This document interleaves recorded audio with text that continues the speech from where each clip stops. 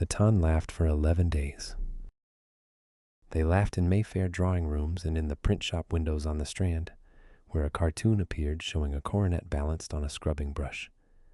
The Countess of Housemaids, they called her, the cheapest wedding in England. They said the Earl of Housekeeper had married his housekeeper because no woman with a name would take a bankrupt, and in that, at least, they were entirely correct. Then his creditors came to dinner to watch her fail, and she asked the table's permission to read aloud from a ledger she had brought down with her. Nobody was laughing by the 11th entry. Hartsmere Court was dying, and Hester Blake was the only person left in it who knew exactly how fast. She had the figures because she had made them, 6 years as housekeeper, and every candle, every scuttle of coal, every pound of soap and ounce of tea in that house had passed under her hand and into her book. She knew that the great hall had not been heated since March of 1815. She knew there were 11 people left of a staff that had once been 41. She knew that the East Range roof had gone in the January gales and that the water was in the muniment room floor, and that she had moved 300 years of the family's papers up onto trestles herself at night, with a 14-year-old footman named Toby holding the lamp because there was nobody else to do it. She was 29 years old. Her father had been steward of that estate for 22 years and had died at his desk with the accounts still open. And Hester had gone into the still room at 15 and come up through the house the slow way. And she had never once in her life been given anything she had not first been trusted with. She wore the housekeeper's keys on a steel ring at her waist, 9 keys. She could tell you what each one opened in the dark. The Earl came home from London on the 9th of October in the rain, and Hester knew before he was out of the chaise that he had failed, because he did not look up at his own house. Thomas Rowan was 34. He had inherited the earldom 3 years earlier along with £41,000 of his father's promissory notes, and he had spent those 3 years doing the 2 things his father had never troubled with, which were arithmetic and honesty. He had sold the London house, the pictures, the stud, and his mother's jewels. He had put 400 acres under new drainage himself, in his own boots, with his own hands. And then the price of wheat had fallen through the floor 2 years running and taken every shilling of it. He was a tall man gone thin through the face. There was nothing Gothic or brooding about him. He was simply extremely tired, in the way of a man carrying something up a hill he already knows he will not get to the top of. Hester met him in the hall with a towel and hot water and no questions, because it was not her place to ask them, and because his face had already answered.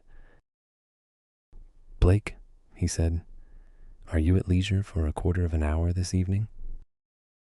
"I am at your convenience, my lord." "That is not the same thing, and we both know it." He handed her his soaked hat.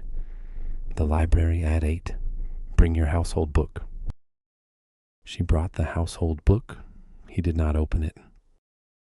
He had a fire lit, which surprised her, because he never had a fire lit for himself. There were 2 chairs drawn up to it. That also surprised her, and it should not have, because in 6 years the Earl of Housekeeper had never once let her stand in a room where he was sitting.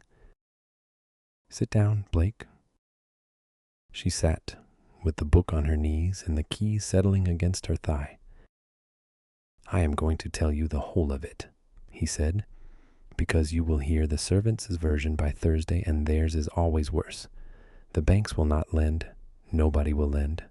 On Monday, my cousin's attorney gave notice that the creditors mean to combine and force the sale of Hartsmere at auction, and they will do it by the spring." He looked into the fire. £41,000, Blake, against a property that will fetch 19 at the very best. Hester did not gasp. She had been keeping this house on nothing for 3 years, and she had known the shape of it for 2. "And the servants, my lord." He turned his head. Of all the things she might have said first, that was evidently not one he had been braced for. "A fortnight's wages," he said quietly, It is what the law allows a purchaser to require. I have no power to bind whoever buys it. Mrs. Pike is 63. Ellery has been in this house since my grandfather's time. Toby has nobody at all. His jaw tightened. That is the part I cannot make come right. I have gone over it 40 ways. There is a way, Hester said. You have not told me the rest of it yet. You would not have lit a fire to tell me only bad news. Something that was almost a smile went across his face and did not stay. My grandmother, he said, did not trust her son with money, and she was right. When she died, she left £11,000 in a trust that my father could not touch and my creditors cannot touch, because it is not mine. It becomes payable on one condition, and it becomes payable not to the Earl of Housemaids but to the Countess of Housemaids, directly, in her own name. It cannot be attached for my debts, and it cannot be got at by any court in England. He paused. The condition is that the marriage take place before the Earl's 35th birthday. My birthday is the 18th of this month, 9 days. And if there is no marriage, the whole 11,000 passes to the next male heir, my cousin, Sir Lionel Rowan. He said the name without inflection, which told her a great deal. I have spent 5 weeks in London asking 4 families for a daughter. All 4 received me kindly. All 4 refused, and I do not blame a single one of them, because I am asking a woman to put her name to a bankrupt, and there is no honest way to dress that up. The rain went along the window. The fire shifted. Blake, the Earl said, I am asking you. Hester sat very still. I want you to hear all of it before you answer, he went on, faster now, as though speed made it less indecent. You would be my wife-in-law and in name. The 11,000 would be yours absolutely, in your own hands. Whatever becomes of me or this house, there would be a settled widow's portion of 400 a year. There would be no expectation of you of any private nature whatsoever, now or ever. And if that is not plain enough, I will write it down and sign it. And when they sell this place, which they will, you would not walk out of it as a servant with a fortnight's wages. You would walk out of it as a countess with £11,000 and a name they cannot take off you. And what do you get, my lord? 9 more days of not having lost everything, he said. That is all. It is a bad bargain, and I am ashamed to put it to you. Hester looked at the fire for a long moment. You have got it the wrong way round, she said. I beg your pardon. You think you are offering me £11,000? You are not. You are offering me the only thing in this world I have never been able to buy with good service, which is standing. She lifted her chin. My lord, I have run this house for 6 years, and when the auctioneer's men come, I will have no more right to be heard than the boot boy. A housekeeper cannot keep Mrs. Pike out of the parish workhouse. A countess can. A countess can sit in a room with lawyers and be answered. That is what you are offering me, and you did not even know you had it to give. The Earl of Housemaids stared at her. Then you will. I will. On 2 conditions. Hester opened her household book at last, and there was a folded sheet inside the cover, and she had clearly written it out before she came down. The first is that the 11,000 is not mine in name only. If it is mine, I will spend it as I think best.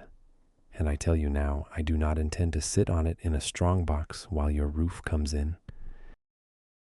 That is your right, and I would not dream of... The second, Hester said, is that you do not apologize to me again. Not for this. I have been apologized to by better men than you when they wanted a thing done cheaply, and I have not liked it once. He was silent. Then he stood, and she stood, and he held out his hand as he would have to a man he was concluding business with. She took it. Her hand was rough from 13 years of lye and vinegar, and she did not hide it. 11 o'clock on Saturday at the parish church, he said. Blake, Miss Blake, thank you. They were married on the 14th of October in 11 minutes at the parish church of Hartsmere St. Peter, with the butler Ellery and the cook Mrs. Pike as witnesses. Hester wore her best dress, which was gray. She wore the 9 keys on the steel ring at her waist, because she had not stopped being the housekeeper, and there was still dinner to see to that evening. And when the vicar's wife saw them, she made a small sound into her glove. At the door of the church, the Earl of Hartsmere offered his wife his arm, and Hester Rowan, Countess of Hartsmere, took it, and they walked back up the drive of a house that was going to be sold out from under them both. The news reached London on the 18th. It was very nearly the making of the season. The Morning Post gave it 4 lines, and the sting was in the last of them, his lordship's choice being, we are assured, a lady already resident in the house, and long familiar with its every corner. The cartoon in the print shop window on the Strand showed a coronet on a scrubbing brush. Somebody at White's raised a glass to the Countess of Housemaids, and the toast went round the room and out of it and into 40 drawing rooms by Friday. Hester read all of it. Ellery brought the papers in without being asked, laid them at her place, and stood back with his eyes fixed on the wall in an agony of loyalty. Well, she said, they have spelled Hartsmere wrong. Sir Lionel Rowan arrived on the 2nd of November with his own carriage, his own footman, and Mr. Peregrine Vaughan. Sir Lionel was 40, pink, plump, beautifully dressed, and the presumptive heir to an earldom he intended to buy at auction for £19,000. Mr. Vaughan was 70, dry as a wafer, and had been the family's man of business for 31 years, which meant that he had been Hester's father's superior, and that Hester had carried tea into rooms he was sitting in since she was 15. Sir Lionel looked at Hester in the hall for rather a long time. Then he bowed with immense and careful courtesy, which was worse than anything he could have said. Lady Hartsmere, what a very great pleasure. I do hope you will not think it presumptuous of me to say how well you look in the position. Not at all, Sir Lionel, Hester said.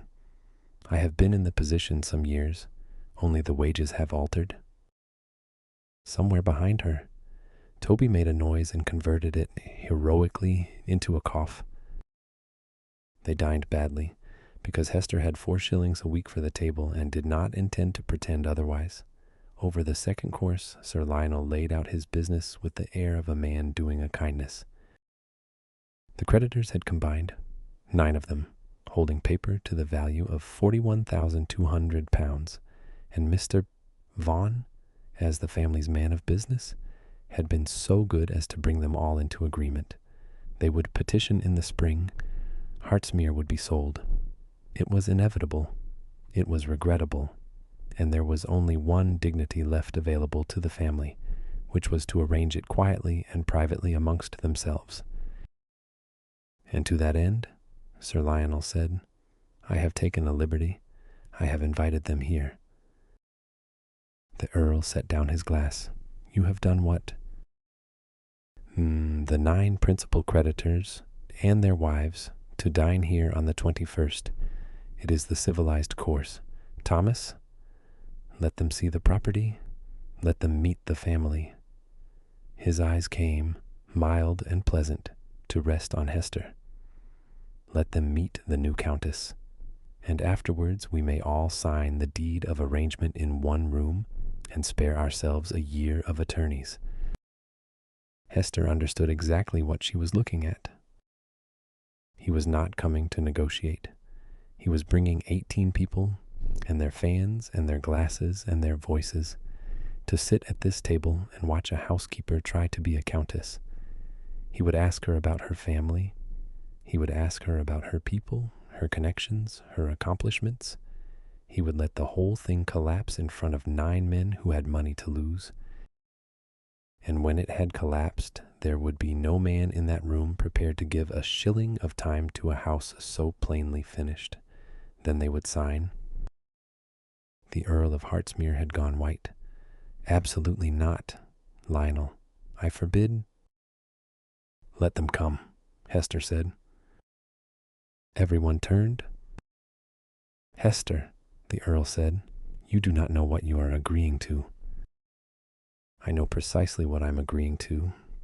I have been standing behind chairs in this county since I was 15, my lord, and there is not one thing Sir Lionel's guests can say about me over a dinner table that I have not already heard said about me 2 feet from my elbow by people who thought I was furniture.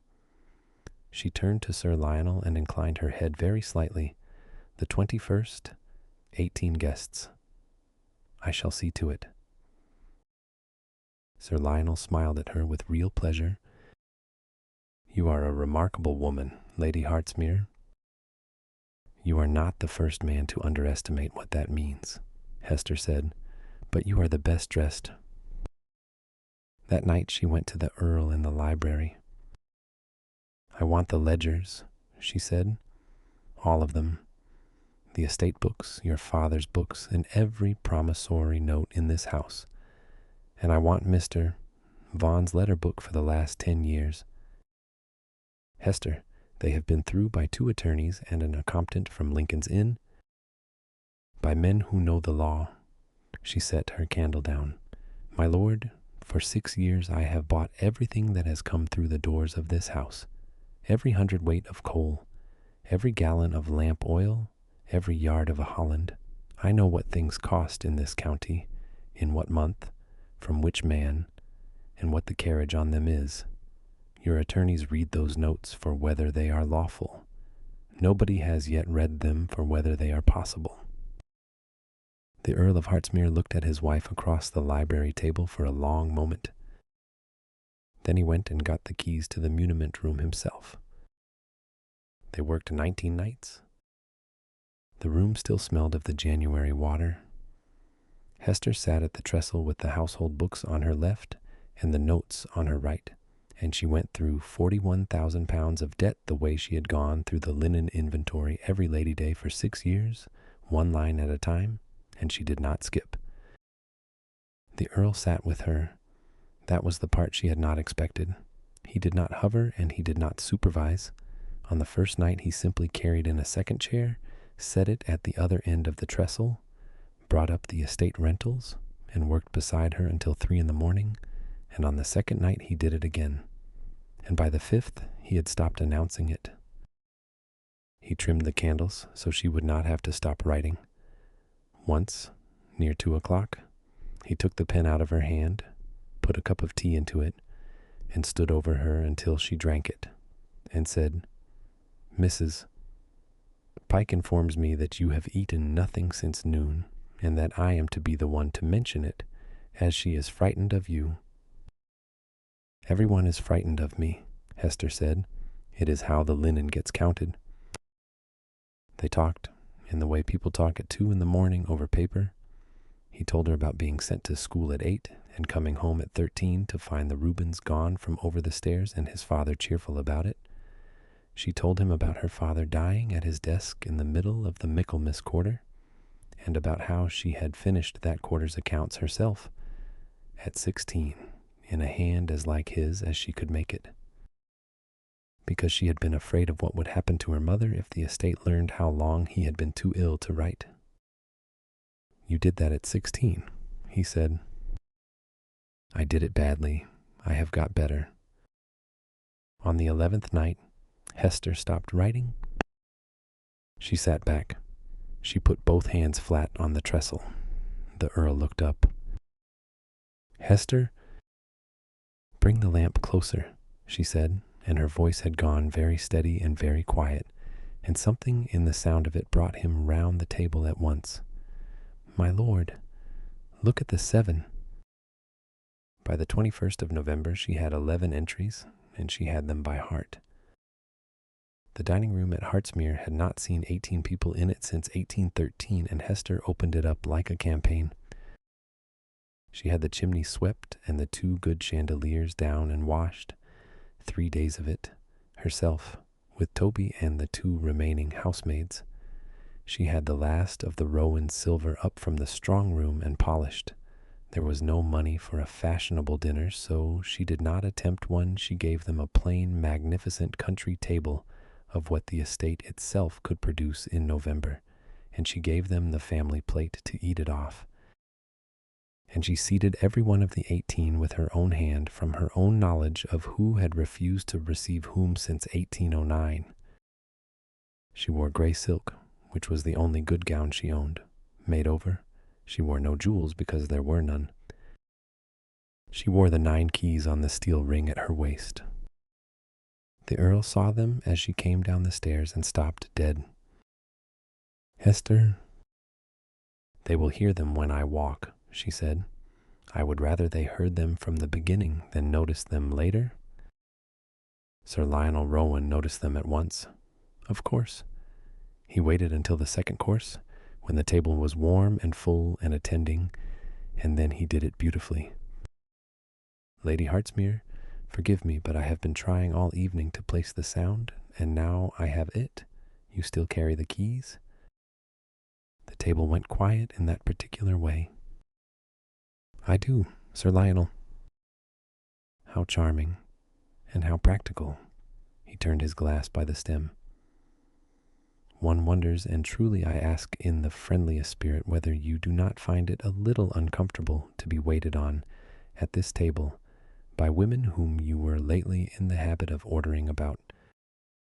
9 creditors and 9 wives looked at Hester Rowan, Countess of Housemaids, and waited. "No," Hester said, "I find it very comfortable indeed. Those 2 women have known me for 11 years. They know exactly what I am worth, to a shilling, in every direction." She let that sit for the space of a breath. "There is not one other person at this table who can say the same, and I include my husband and myself." Somebody laughed. It was Mr. Abel Sowerby, the coal factor from Newcastle, who held £4,000 of the paper and had begun life at 11 years old on the Staithes, and he laughed like a door coming off its hinges. Sir Lionel's smile stayed exactly where it was and stopped meaning anything. Hester rose. "Gentlemen, ladies, I am told that after dinner there is a deed of arrangement to be signed, disposing of this house. That is Sir Lionel's business, and he has managed it very ably. Before it is signed, I would ask the table's leave for 10 minutes, not for a speech. I should like to read you a list." She lifted her hand, and Toby came in from the doorway carrying the household book and 3 of the muniment room ledgers, and set them at her place, and went out. "Lady Housemaids," Mr. Vaughan said, "this is most irregular." "It is entirely irregular. Mr. Vaughan, it is also my table." Hester opened the first book. "I am the housekeeper of this house. I have been for 6 years, and I have bought every article that has entered it in that time, and I know what everything in this county costs. I have spent 19 nights reading the notes you gentlemen hold, not for the law of them, for the sense of them. Item the first, a note for £812, held by Mr. Rundle, for wine supplied to this house between March and September of 1812. She looked up. In 1812 this house was shut. The late Earl was in Lisbon from February to November, and I have his own letters ordering the cellar sealed, which it was, by my father, in my presence. There was no wine bought. There was nobody here to drink it." Mr. Rundle put down his glass. "Item the second, a note for £440, held by Mr. Sowerby, for 110 chaldron of coal delivered by river in January of 1814. She turned the household book round and pushed it up the table toward him. "Mr. Sowerby, you and I both know what happened in January of 1814. The river was frozen for 6 weeks. Nothing came up it. My own coal book for that month shows me buying at 11 shillings the sack overland from Marchmont Pit. And grateful to get it, and I have the receipts in this room." Mr. Sowerby had gone extremely still. I never sold you coal in that frost, he said slowly. I couldn't have. I sold nobody coal in that frost. No, sir, you did not, but there is a note in this house with your name on it saying you did, and you have been counting it as money owing to you for 4 years. The room had changed. It had changed in the way a room changes when the wind comes round. Item the third, £290 to a Mr. Colby of Stamford for timber. There is no Mr. Colby of Stamford. There is a Mrs. Colby, and she is Mr. Vaughan's wife's sister, and she keeps a milliner's shop. Item the fourth, fifth, and sixth, 3 notes to 3 separate lenders in 3 separate towns, each for £800, each dated within 9 days of one another in the autumn of 1815, each secured upon the same 400 acres of the Marchmont land. She looked up and down the table. Gentlemen, some of you are secured on ground that is already 3 times promised. You are not creditors of this house. You are each other's victims. And you have been made to stand in a queue behind a man who sold the same field to all 3 of you. Item the seventh, a note for £1,100 signed by the late Earl of Housemaids and dated the 9th of June, 1815. Hester paused. My lord died on the 29th of May. He was in the ground 11 days before he signed it. Mr. Vaughan stood up so fast that his chair went over backwards into the wainscot. Sit down, Vaughan, said Mr. Sowerby, without looking at him. Item the eighth, Hester said, every one of the notes I have named, whatever the lender, whatever the town, whatever the year, is written in the same hand. I do not say that as a lady's fancy. I say it because whoever wrote them crosses the stem of his 7, which is a Dutch habit, and not one man in 200 in this county has it. My father had it, because he learned his figures at Rotterdam, and I know it the way you know your mother's face. She laid the letter book open, turned it, and walked it up the table herself, past Sir Lionel, and set it down in front of Mr. Sowerby. That is Mr. Vaughan's private letter book, 31 years of it. Every 7 in it is crossed. There was not one sound in the dining room at Housemaids. There are 3 more items, Hester said. The 11th is the one that concerns this table most. The true debt of this estate, the notes that are honest, that answer to real coal and real wine and real timber actually delivered to this house, which I can vouch for out of my own books, line by line, is £9,240, not 41,000. 9. She closed the ledger, which is a sum this land can pay in 7 years without being sold at all. It is the deed of arrangement, gentlemen, that would have cost you your money, not the debt.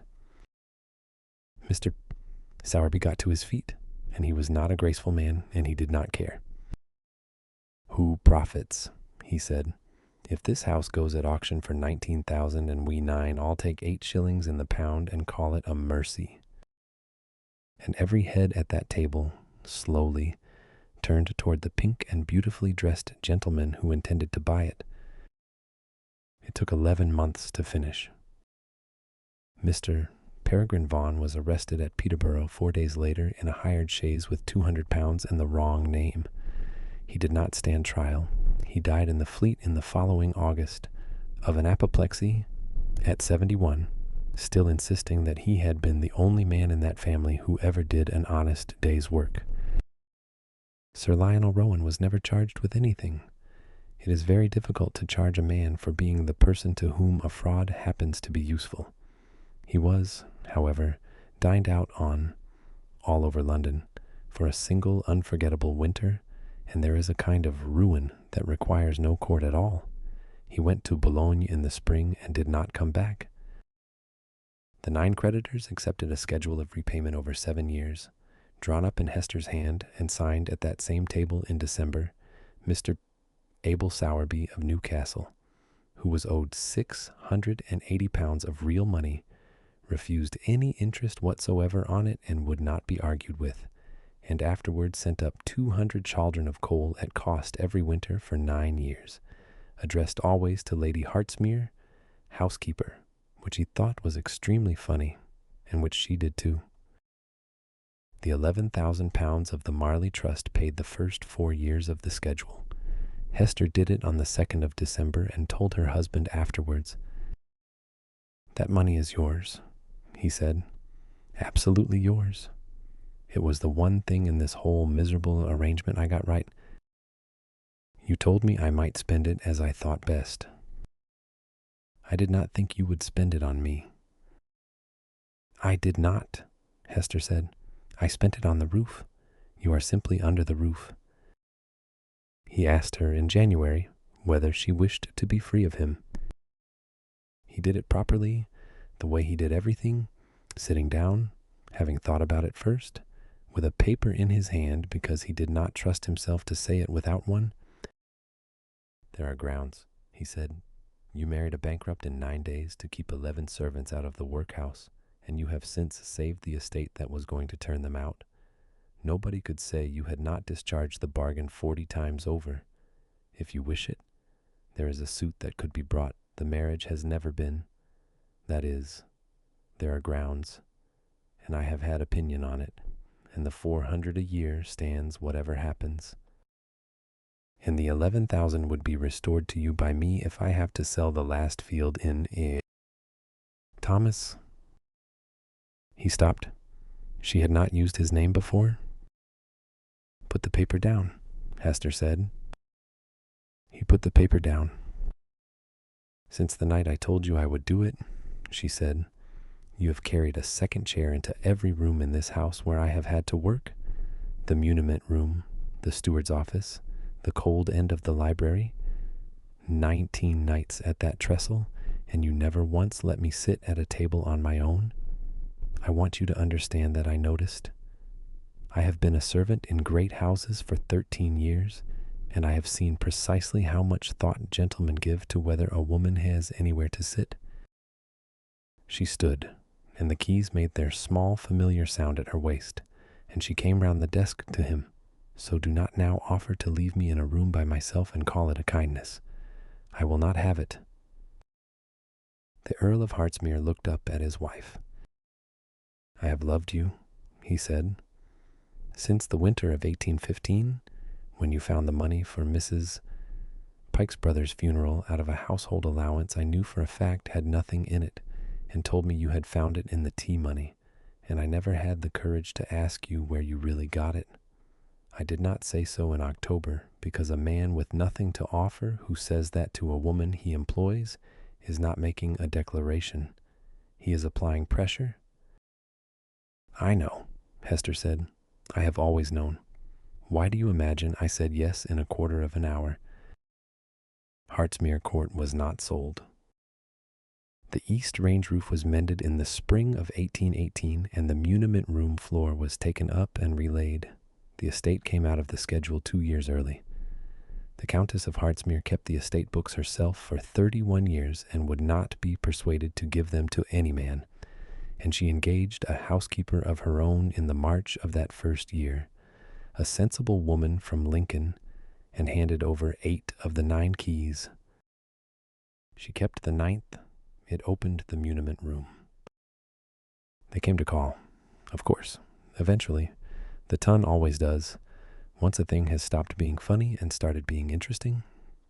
Half of Northamptonshire came up that drive in the summer of 1819 to look at the housekeeper who had read 9 creditors their own accounts, and Lady Hartsmere received every one of them with perfect courtesy and seated the worst of them a very long way down the table, on the wrong side of the salt, next to the vicar. Toby, who was 17 by then and going bald at the temples from sheer responsibility, said afterwards that he never once saw her get it wrong. She wore no jewels to any of it. There were none for years, and when at last there were, she found she had no particular use for them. But at her own table, in her own dining room, in her own house, Hester Rowan wore a plain steel ring at her waist with 1 key on it, and every guest who ever heard it and thought it curious was, sooner or later, quietly and thoroughly told the whole story of exactly why. Did the moment Hester opened that ledger at her own dinner table give you chills? There is nothing on this earth more satisfying than a room full of people who came to laugh at a woman and stayed to be corrected by her, line by line, to the shilling. If you loved this slow burn marriage of convenience between a bankrupt Earl and the housekeeper who saved his estate, please hit that like button. It truly helps the channel. Share this story with anyone who believes the quietest person in the room is usually the one who has read everything. And do subscribe and ring the bell so you never miss our next immersive audio drama. Tell me in the comments which of the 11 entries would you have read out first,